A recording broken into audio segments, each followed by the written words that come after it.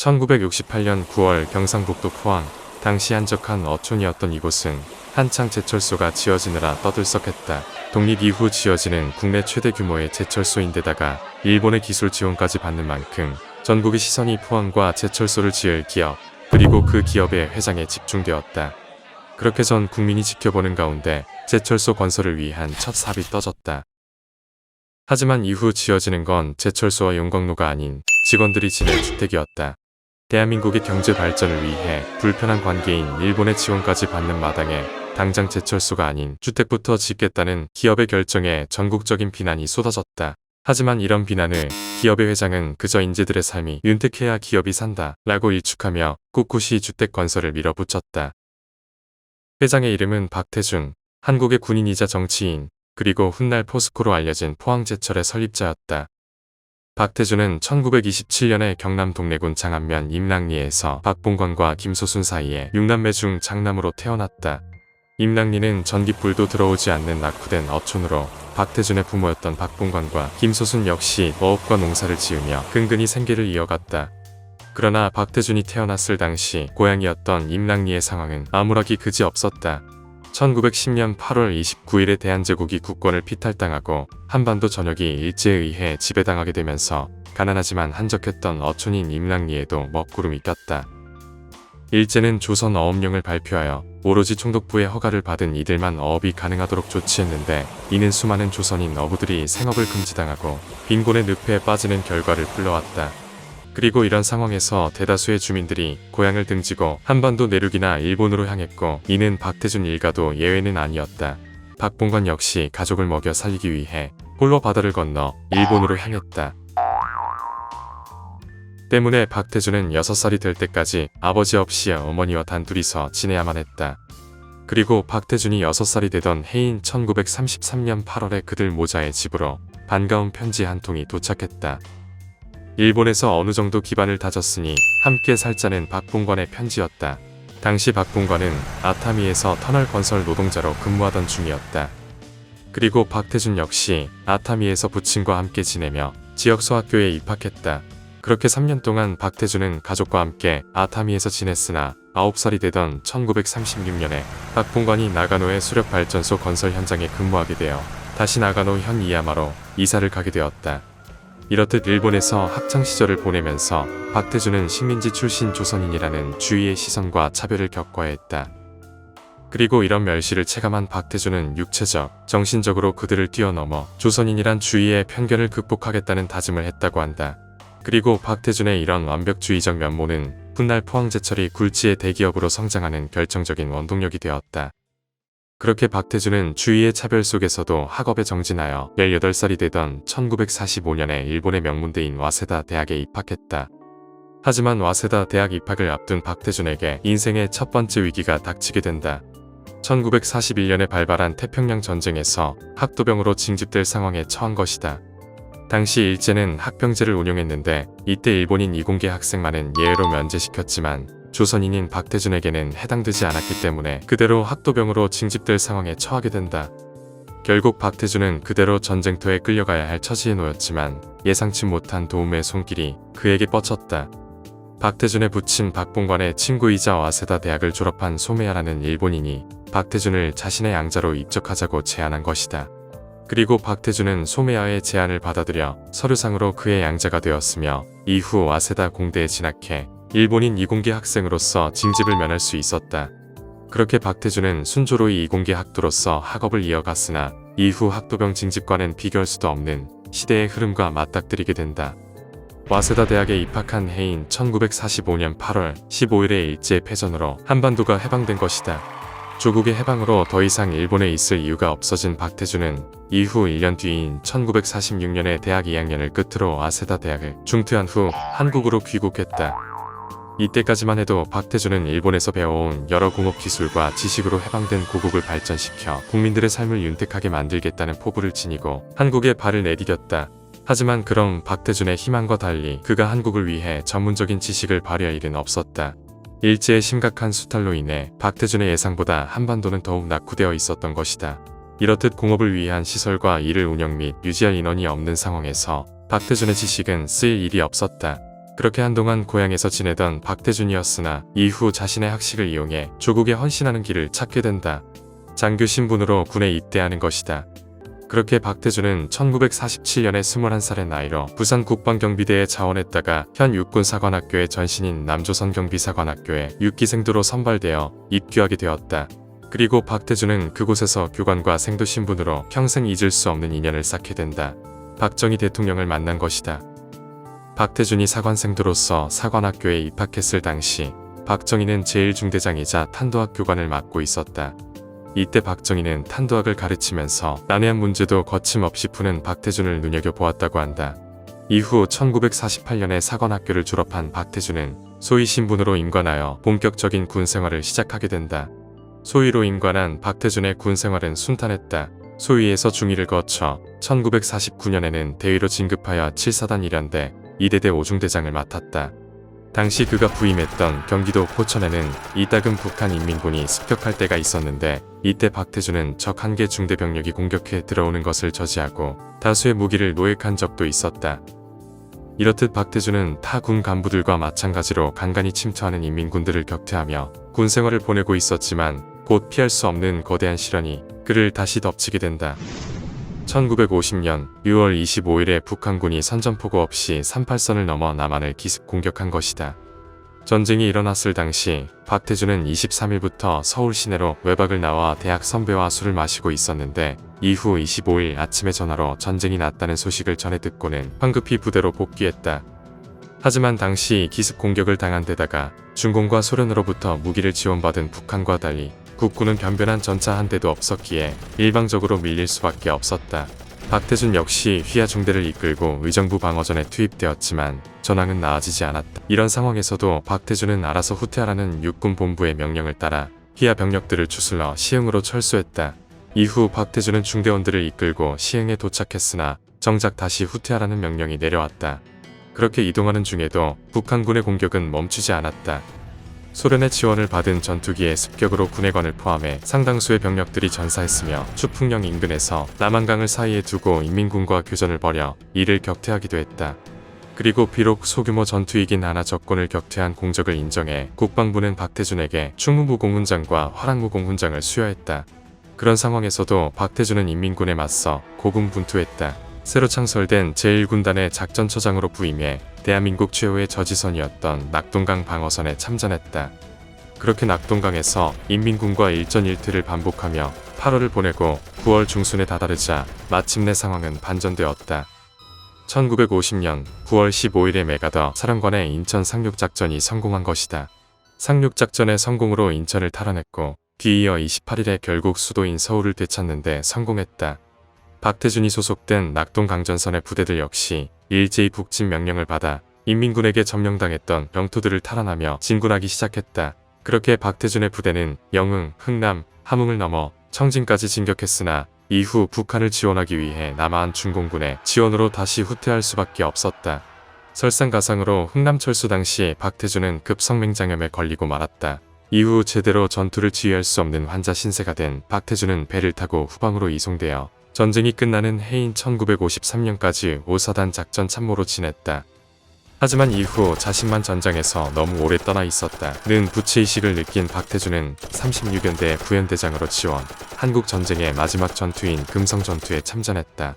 이때 박태준은 강원도 화천의 구사구 고지와 화천 수력발전소를 방어하는 임무를 맡았는데 북한강 도하 작전 중 중공군의 포탄에 맞아 대대장과 작전 참모들이 몰살당하는 급박한 상황 속에서도 박태준과 그의 부대는 화천 수력발전소를 사수하는 데 성공했다.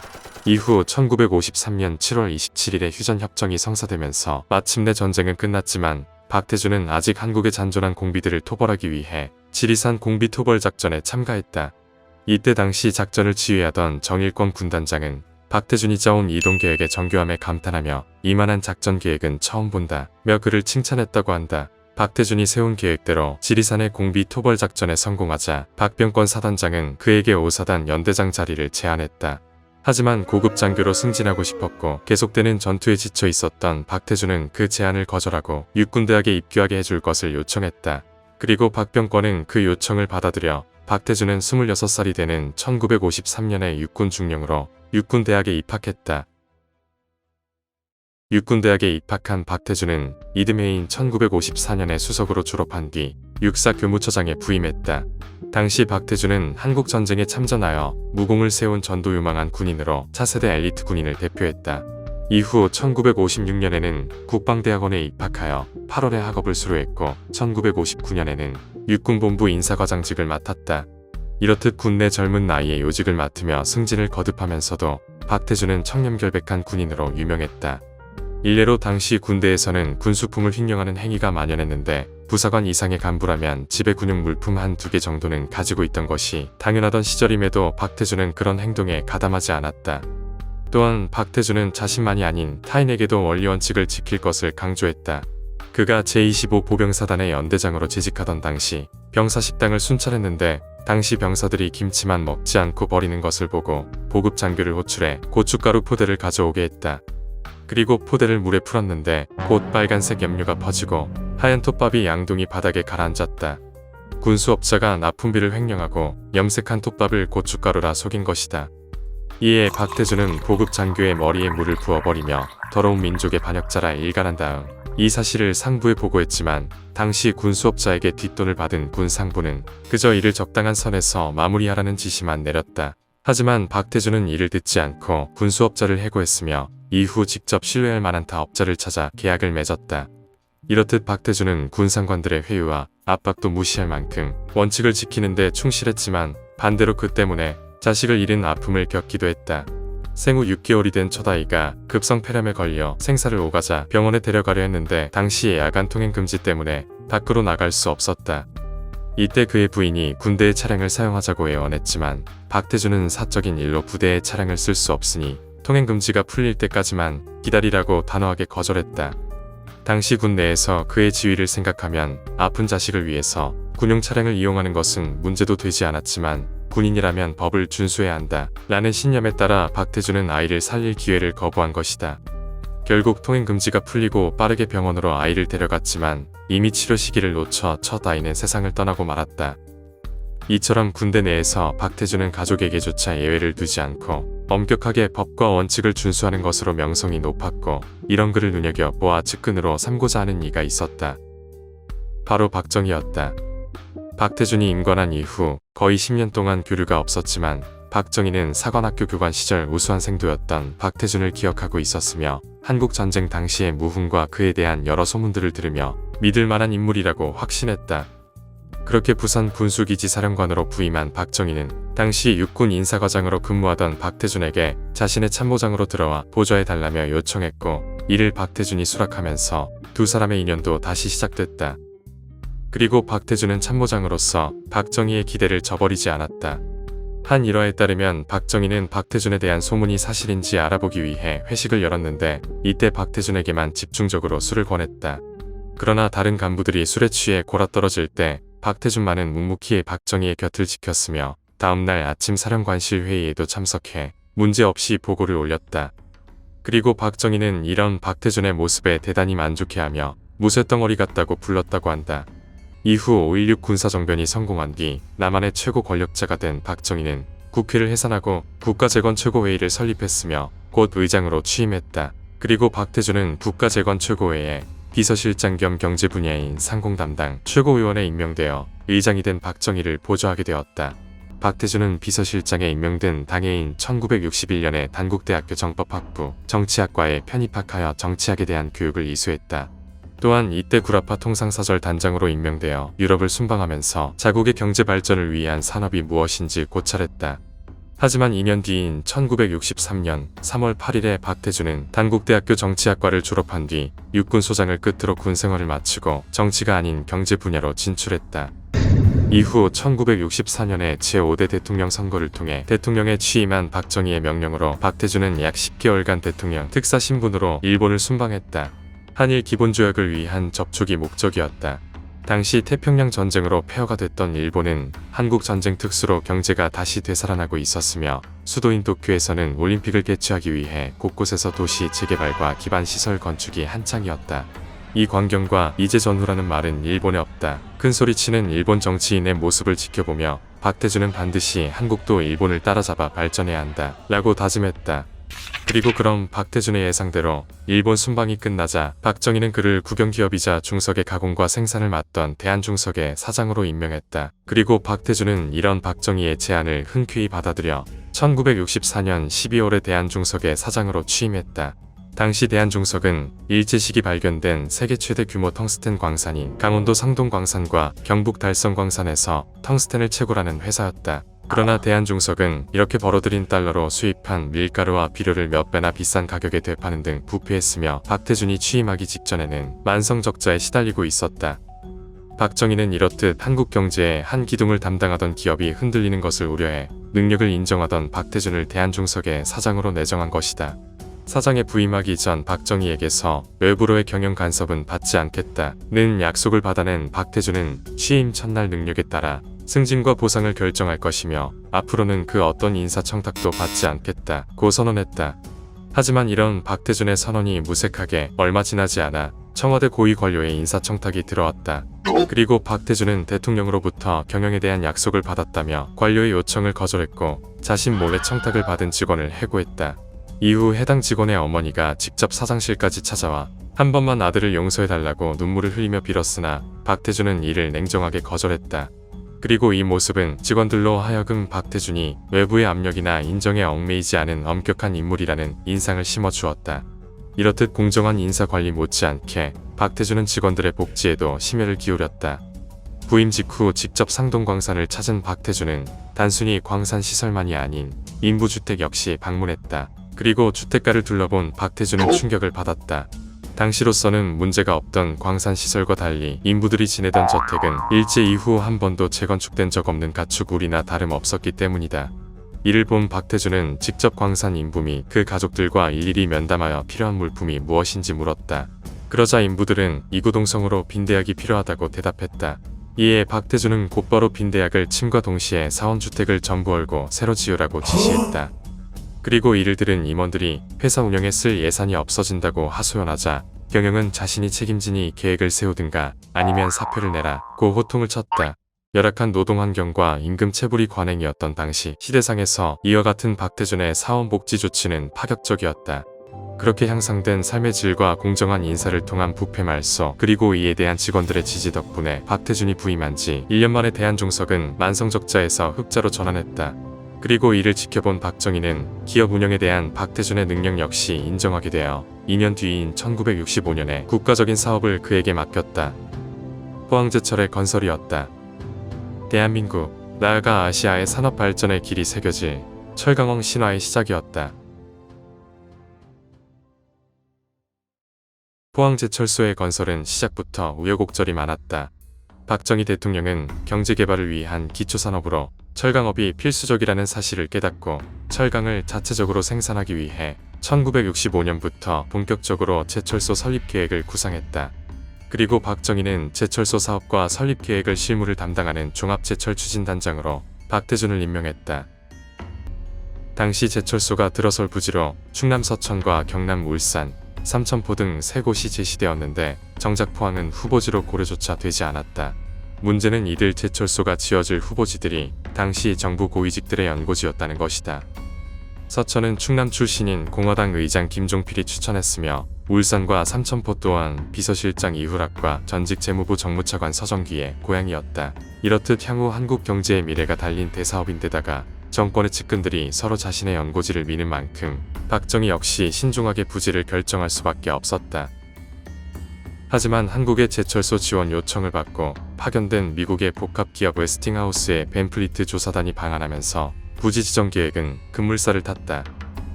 조사단은 전국 각지를 둘러보며 제철소 건설에 적합한 부지를 물색한 결과 포항을 적격지로 추천했다. 포항 앞바다는 수심이 깊어 추가 공사를 하지 않아도 대형 화물선이 드나들 수 있는 데다가 부지가 넓어 시설을 짓는 데도 적합했다. 그리고 이와 같은 조사 결과를 보고 받은 박정희 또한 이에 동의하면서 결국 제철소의 건설 부지는 포항으로 낙점되었다. 대통령이 직접 결정을 내린 상황에서 대놓고 이를 반대할 수 있는 이들은 없었고 최종적으로 포항이 제철소 부지로 결정되었다. 이후 1968년 4월 1일에 포항종합제철 주식회사가 설립되고 박태준이 초대 사장으로 취임하면서 제철소 건설을 위한 첫 사업이 떠졌다. 이때 박태준은 모래밭 위에 세워진 사무소의 이름을 롬멜하우스라 이름 붙였다. 2차 세계대전 당시 황량한 사막에서 병사들을 이끌고 전투를 지휘한 롬멜 장군처럼 한치도 물러서지 않겠다는 결의를 나타낸 것이다. 그렇게 부지 선정 문제는 해결되었지만 그 후에도 수많은 문제들이 박태준의 앞을 가로막았다. 당장 코앞에 닥친 문제는 자금 부족이었다. 그러나 아시아의 약소국을 위해 기꺼이 자본을 투자할 은행은 없었다. 세계은행은 한국의 제철소 건설이 채산성이 없다고 판단했으며 해외의 철강 기업과 은행들 또한 이를 현실성 없는 과시용 사업이라 결론 짓고 지원을 거부했다. 설상가상으로 제철소 건설의 현실성을 조사하기 위해 방문한 국제부흥개발은행 역시 직접 포항을 방문한 뒤 고개를 저었다. 거센 바람에 모래가 날아와 제대로 눈도 뜰 수 없었기 때문이다. 이런 상황에서도 박태준은 자금 조달을 위해 미국과 영국, 독일과 같은 선진국들을 방문하며 거듭 투자와 지원을 요청했다. 하지만 그의 간절함을 외국의 기업들이 알아주는 일은 없었다. 그렇게 제철소 설립 계획일로부터 4년이 지난 1969년 1월, 박태준은 하와이 와이키키 해변에 서서 큰 고민에 빠져 있었다. 마지막 희망을 걸고 미국 워싱턴까지 날아가 국제제철차관단의 프레드 포이 대표에게 자금 지원을 요청했지만 끝내 퇴짜를 맞은 것이다. 제철에 목숨을 걸겠다 다짐했으면서 건설비가 없어 시작조차 하지 못하는 상황이 그를 괴롭혔다. 그렇게 심란한 마음을 달래려 해변을 산책하던 박태준이었으나 이내 그의 머릿속에서 한 가지 번뜩이는 생각이 스쳐 지나갔다. 4년 전에 체결된 한일기본권 조약과 대일 청구권 자금이었다. 당시 한국은 국교 정상화와 경제 발전을 위해 1965년 6월 22일에 일본과 공식적으로 국교를 맺고 식민 지배에 대한 배상 명목으로 일본 정부로부터 약 5억 달러 정도의 자금을 지원받았다. 그리고 박태준은 이중 농수산 지원 용도로 쓰일 자금을 활용한다면 제철소 건설에 쓰일 자금을 마련할 수 있다고 생각한 것이다. 박태준은 그 즉시 콘도로 돌아와 전화로 보고를 올렸으며 박정희 역시 기막힌 아이디어라 평하며 남은 1억 달러를 사용하면 될 것이라 답했다. 하지만 당시 정치권은 여야를 가릴 것 없이 박태준의 생각에 반대했다.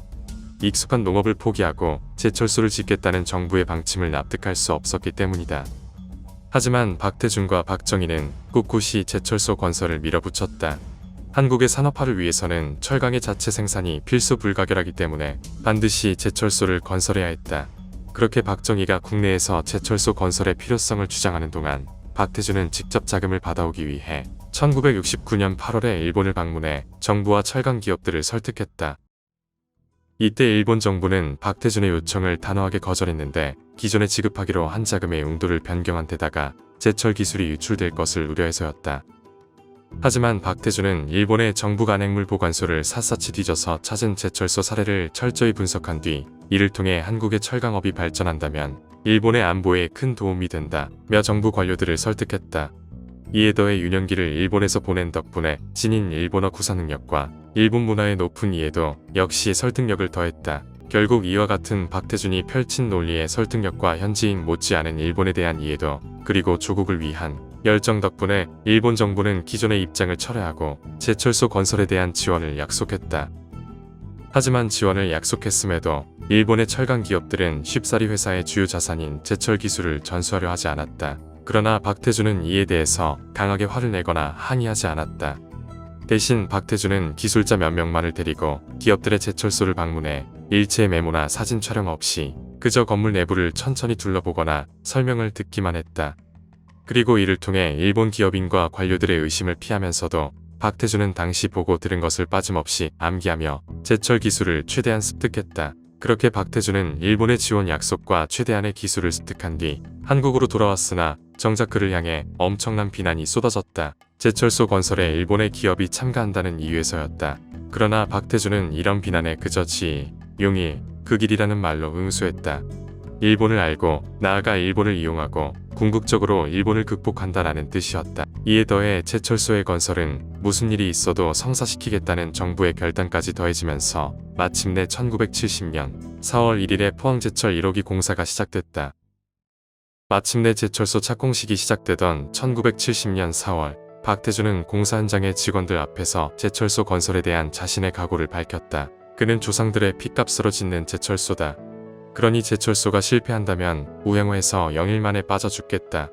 라고 직원들에게 제철소 건설의 중요성을 강조했다. 그리고 자신만 예외로 두지 않고 본인이 솔선하여 시범을 보였다. 집을 나서면서 아내에게 나는 죽었다고 생각하고 지내라 라고 말한 뒤 공사가 끝날 때까지 포항시 효자동에 있는 사원주택에서 직원들과 함께 롬멜하우스로 출퇴근했다.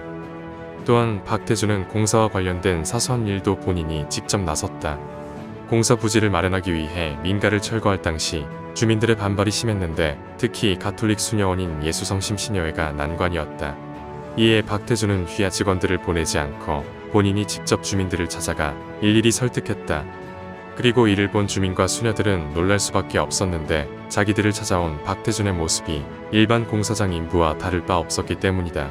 결국 최대의 복지는 빈곤의 퇴치라 주장하는 박태준의 설득과 한국의 발전, 그리고 현장에서 직접 직원들과 뛰어다니는 그의 열정에 수녀원과 주민들은 철거에 협조했다. 하지만 이외에도 공사 외부의 문제들이 제철소 건설을 방해했다. 설비 구매에 정치권이 개입한 것이다. 불가능하다고 생각했던 제철소 건설이 점차 성공할 것처럼 보이자 경제에 유착한 정치 세력이 청탁을 시도했다. 이런 상황이 벌어지자 박태준도 난처할 수밖에 없었다.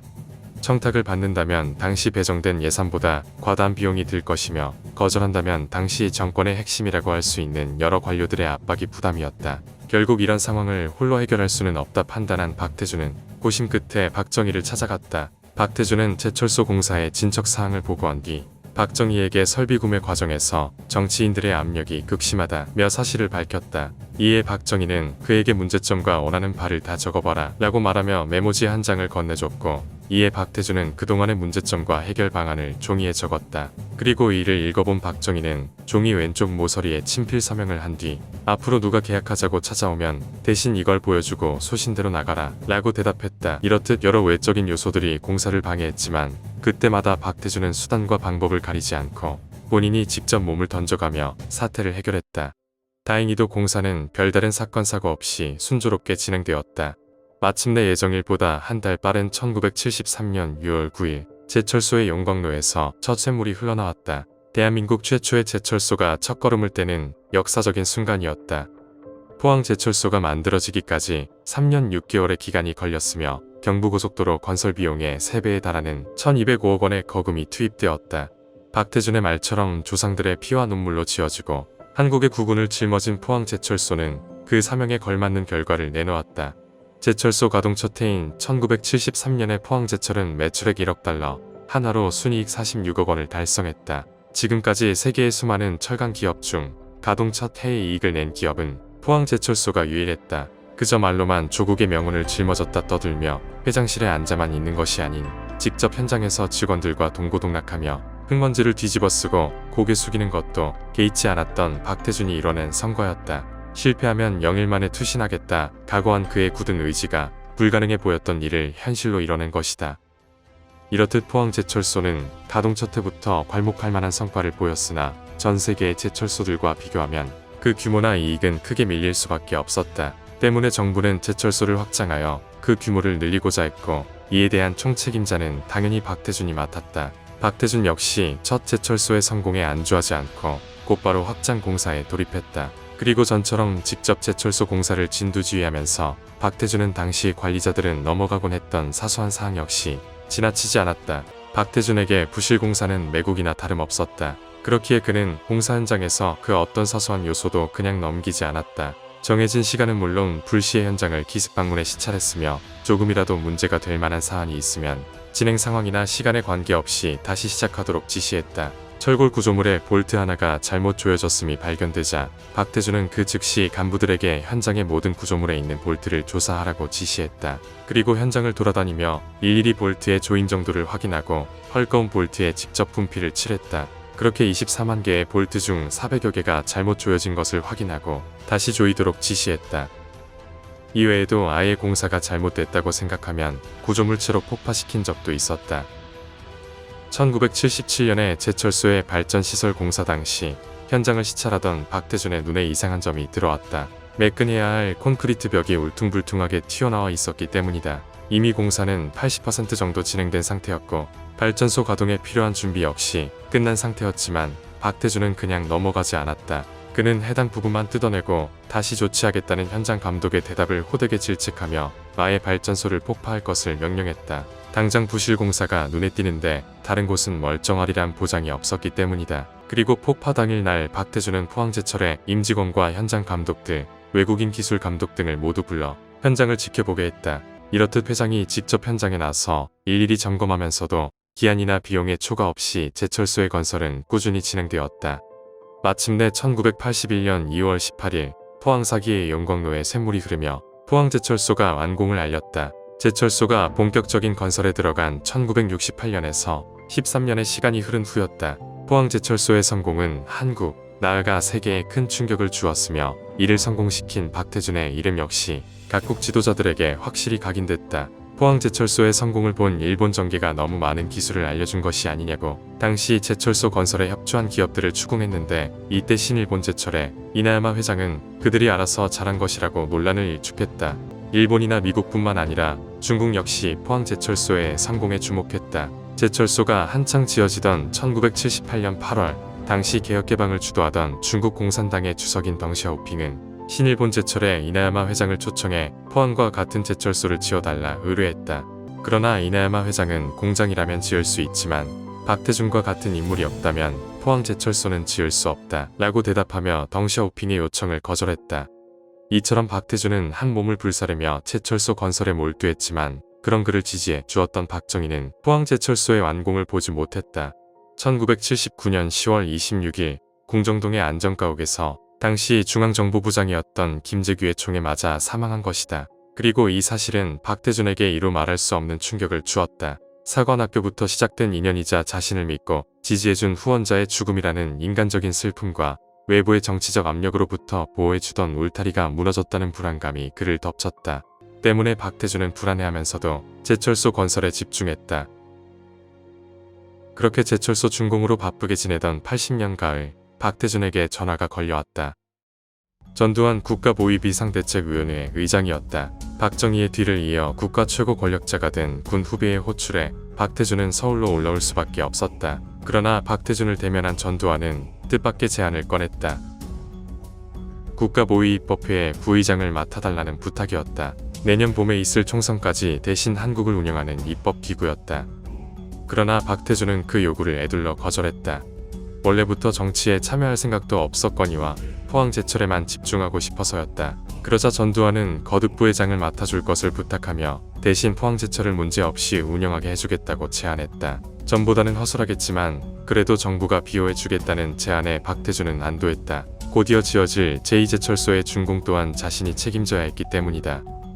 대신 박태준은 경제 분야에서 일하며 한일 경제협력을 도맡겠다고 대답했다. 그러자 전두환도 이에 동의하며 박태준을 경제제1위원장과 한일의원연맹 한국회장이라는 직함에 임명했다. 이후 박태준은 다시 포항제철의 확장을 위한 제2제철소 건설에 진력했다. 당시 포항제철은 제2제철소의 부지를 두고 경남 울진과 충남 태안의 아산만 그리고 전남 광양 세 곳을 후보지로 지정했는데 박태준은 이중 광양을 선택했다. 수심이 깊고 주소 간만의 차도 크지 않은 데다가 전라도에 위치해 있어 지역 간 균형 있는 발전을 도모할 수 있다는 이유에서였다. 그리고 이런 박태준의 보고를 받은 전두환 역시 그의 결정을 지지하면서 제2제철소는 광양에 지어지는 것으로 결정이 되었다. 그 후 공사 과정은 순탄했다. 전과 같은 정부의 지지와 포항제철소의 순풍으로 얻은 자신감 그리고 그의 능력에 대한 직원들의 열화와 같은 지지가 더해지면서 공사는 빠르게 하지만 안전하게 진행됐다.